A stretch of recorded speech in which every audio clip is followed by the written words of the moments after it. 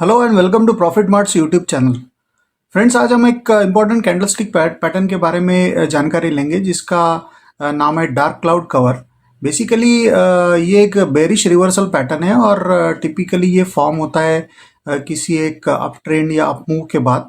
तो इसका जो एक सिंपल सा रीडिंग है वो बेरिश साइड पे रिवर्सल का रीडिंग है और ये एक टू कैंडल पैटर्न है। मतलब जब दो कैंडल्स इस तरह के फॉर्म होते हैं और उसके बाद उसका एक पूरा मतलब निकाला जा सकता है, तो उसके बारे में आज थोड़ी सी जानकारी हम लेंगे।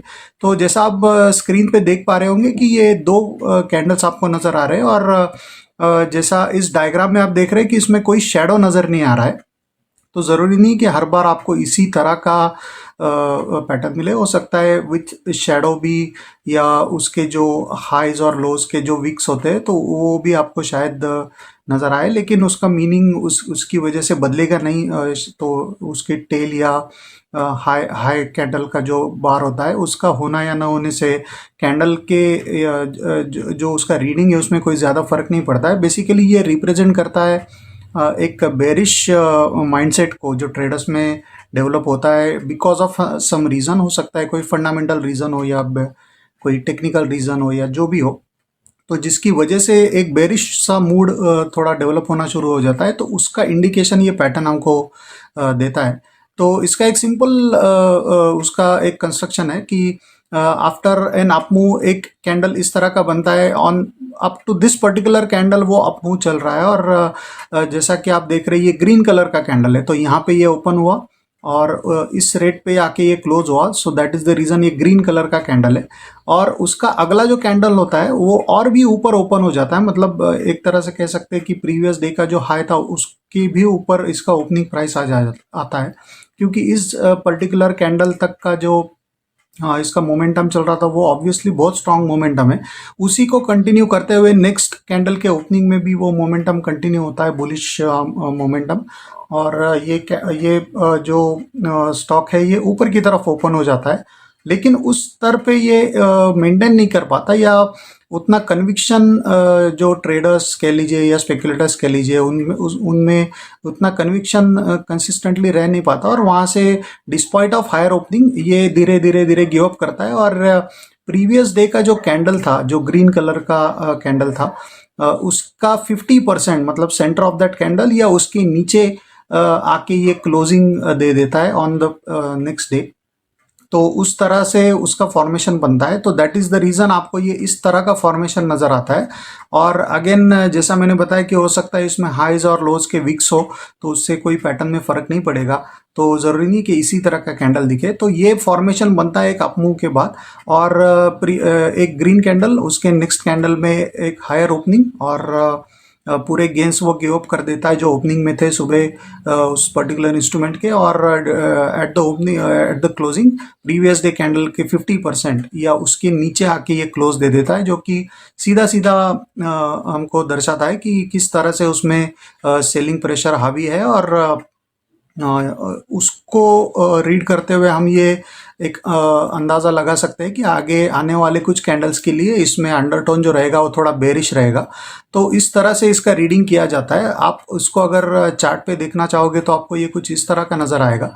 अभी ये जैसा आप देख पा रहे हैं कि ये कैंडल स्टिक पैटर्न है और यहाँ तक देखिए ये पूरा अप मूव चल रहा था और यहाँ पे इस तरह से ये फॉर्मेशन आ गया। अभी जैसा मैंने आपको बताया कि यहाँ पे देखिए आप इसको विक्स है ऊपर के और नीचे के टेल्स, तो कैंडल को, तो उससे कोई उसमें फ़र्क नहीं पड़ा है। तो ये ग्रीन बड़ा सा ग्रीन कैंडल था और नेक्स्ट डे पे ये हायर ओपन हुआ और प्रीवियस डे कैंडल के 50% या उसके नीचे आके ये क्लोज हुआ। So that is the reason हमको ये एक बेरिश रिवर्सल मिला और वहाँ से हम देख सकते हैं कि एक अच्छा खासा अगले 3-4 कैंडल्स के लिए इसमें एक बेरिश अंडरटोन बन गया। अभी ये कितना रिवर्स होगा या कितना गिरेगा तो वो तो डिपेंड करेगा कि हम किस टाइम फ्रेम पे उसको देख रहे हैं, आवरली पे देख रहे हैं या डेली चार्ट पे देख रहे हैं या वीकली चार्ट पे देख रहे हैं। तो उस according to that particular time frame उसका सिग्निफिकेंस होगा।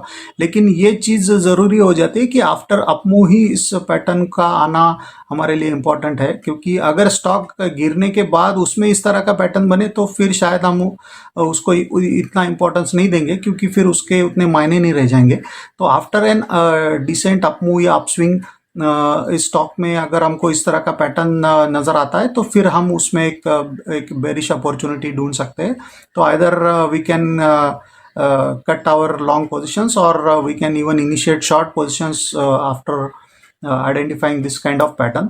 तो बेसिकली ये बेरिश रिवर्सल पैटर्न इसीलिए कहा जाता है कि नीचे की तरफ इसका रुख मुड़ जाता है स्टॉक का या इंस्ट्रूमेंट का जहाँ पे ये फॉर्म हो रहा है। तो that is the reason, sorry, that is the reason it is called dark cloud cover.